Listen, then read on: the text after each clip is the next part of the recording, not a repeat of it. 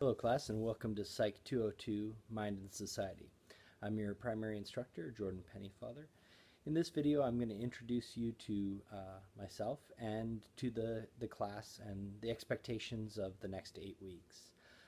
I'm a social psychologist. I earned my PhD at the University of Colorado where I studied processes like stereotyping and prejudice, stereotype communication, political perceptions, impression formation, and a number of other topics. Since I graduated, I've worked as a researcher at a local research company called Iris Educational Media, in which we create programs for schools, parents, people that work with people with disabilities and autism.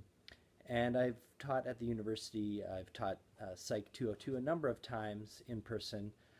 And in fact, this is the first time I've taught it online, and it's actually the first time it's ever been offered online. So this is a learning experience for both of us. So if you have any questions or things aren't clear, be sure to ask me.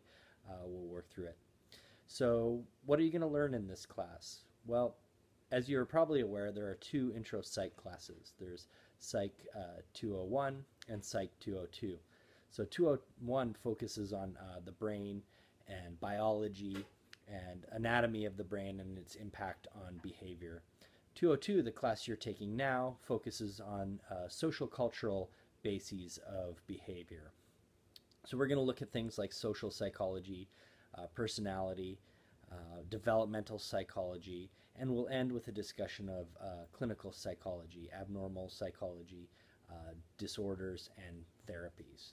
So this class has a lot of working parts. There's a number of things that you have to do each week, and to make it more manageable, I've prepared a checklist for each week that outlines each individual thing that you have to cover.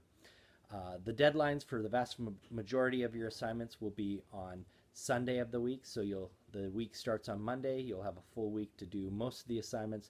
The only exception is the first discussion question response, which is due on Thursdays. So other than that, everything else, the quizzes, the checkups, watching the lectures, won't be due until Sunday.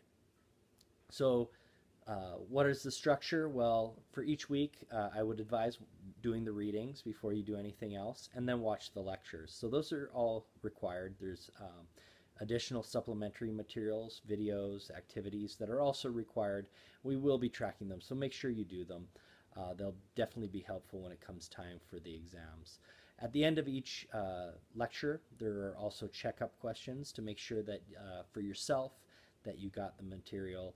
They're not graded, but they are also required. It also allows me to figure out maybe areas that people as a group are not getting, so that I can send out an email and maybe clarify some things.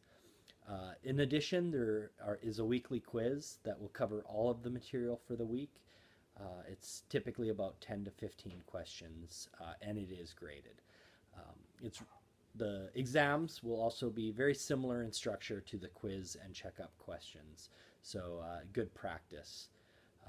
For the exams, there are two. So the first one is in week 4. It covers the first 4 weeks of material. The final exam is in week 8, and it covers the second half and is not cumulative, so it'll cover weeks 5 through 8. If you're taking the exams in town, you can talk to CISL and schedule it. You have a week to that 1 week to take it, but past that Friday of that week, there will not be makeups. So make sure that you right now go out and figure out a time that works best for you and try to schedule that time. If you're out of town, you can also get a proctor. You can do that through CISL. The instructions are on the announcements, and the same guidelines for when to take the exam are the 4th week and 8th week. Additionally, you have a research requirement, which is about 4.5 hours to cover. You can do research. You can also do the alternative assignment. And in the week 1 materials, there is a lecture, a short introduction to the research requirement by the human subjects coordinator. So watch that. If you have any questions after watching that video, send me an email. Send Bill Schumacher, who's the human subjects, an email, or you can email your GTF Rose. So keep up with the readings, keep up with the exercises, do the discussion questions each week, and Let me know, or Rose know, if you have any questions or concerns.